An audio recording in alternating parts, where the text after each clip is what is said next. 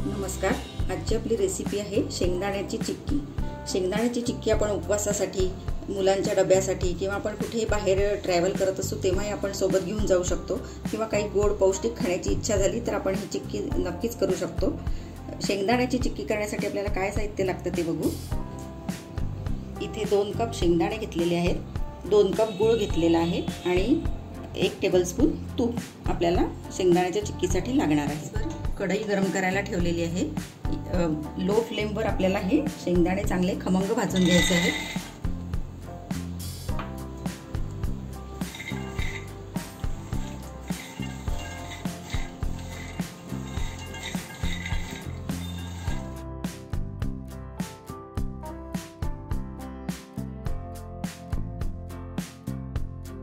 शेंगदाणे चांगले भाजून झालेले आहेत। आता आपण हे एका परातीमध्ये काढून घेऊ।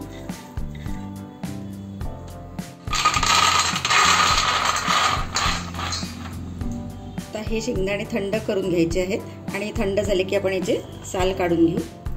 आता आपले शेंगदाण्यांचे सगळे साल काढून झालेले आहेत। एका दाण्याचे आपण असे 2 भाग करून घेतलेले आहेत। आता आपण पाक कसा करायचा ते बघू। तापायला ठेवलेली आहे। याच्यामध्ये आपण आता 1 मोठा चमचा तूप घालून घेऊ आणि यामध्ये आपण हा 2 कप चिरलेला गूळ आपण याच्यात घालून घेऊ।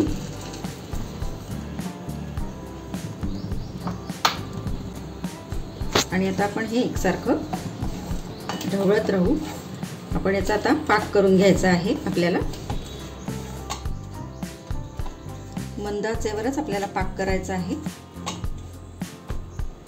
आपण 1 छोटा चमचा पाणी घालून घेऊ।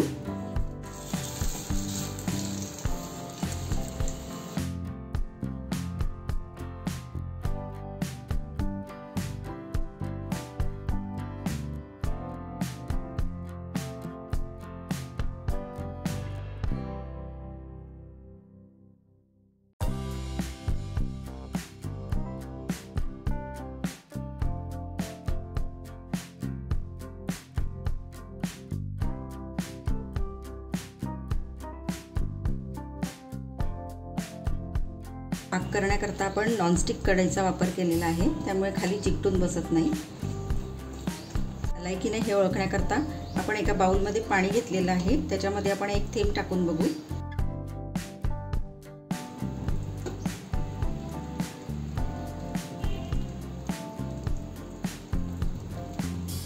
अजून मऊ आहे, अजून आपल्याला थोडा पाक करून घ्यावा लागेल। पुन्हा आपण या बाउलमध्ये घेतलेल्या पाण्यामध्ये घालून बघू। आता हे आपलं कडक झालेलं आहे पाक। आता आपला पाक झालेला आहे। आता हे शेंगदाणे आपण पाकामध्ये घालून घेऊ आणि गॅस बंद करून देऊ आणि हे मिश्रण सारखं एकजीव करून घेऊ आणि तूप लावलेल्या ताटावर आपण हे मिश्रण ओतून घेऊ।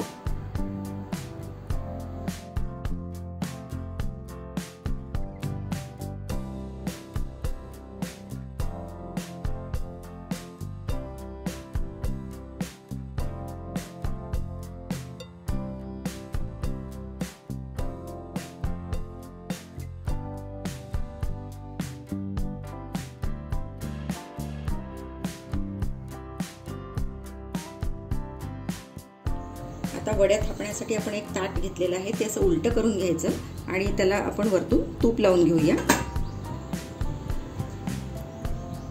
म्हणजे चिक्की निघताना सरळ सोप्या पद्धतीने निघेल।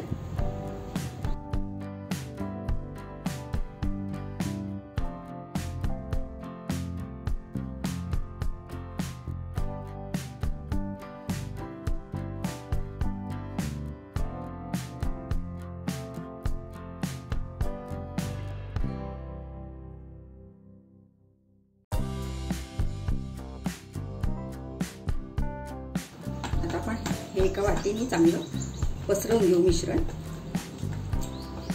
खाली याला तूप लावून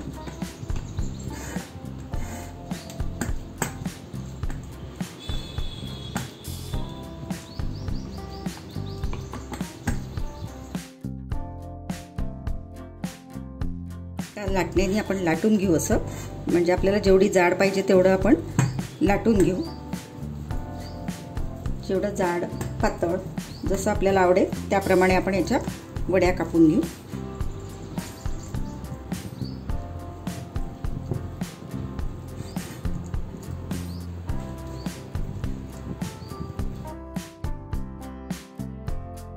आता गरम असतानाच आपण याला असं कापून घेऊ थोडंसं, म्हणजे मग चिक्की आपली व्यवस्थित निघेल. थंड झाल्यावर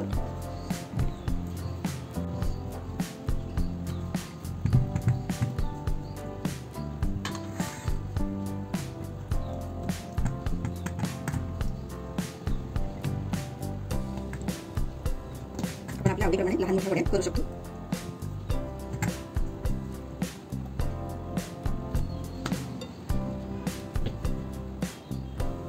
आता हे आपण अर्धा तास असंच थंड व्हायला ठेवून देऊ. आता आपली चिक्की थंड झालेली आहे. आपण आता ह्या काढून घेऊ. गुळदाण्याची पौष्टिक अशी चिक्की खाण्यासाठी तयार आहे. अशी क्रिस्पी अशी चिक्की आपली तयार झालेली आहे.